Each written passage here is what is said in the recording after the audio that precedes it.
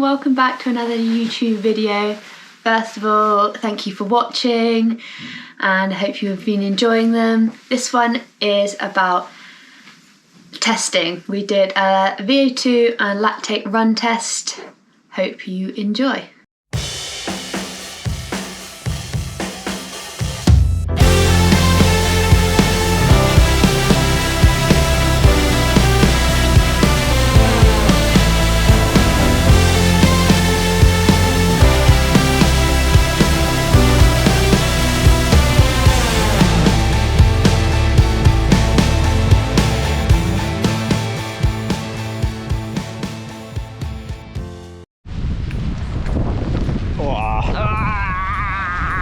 Horrible weather.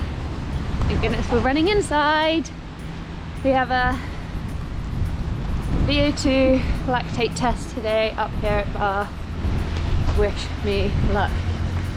It might hurt a lot. So we arrived at Bath around 10.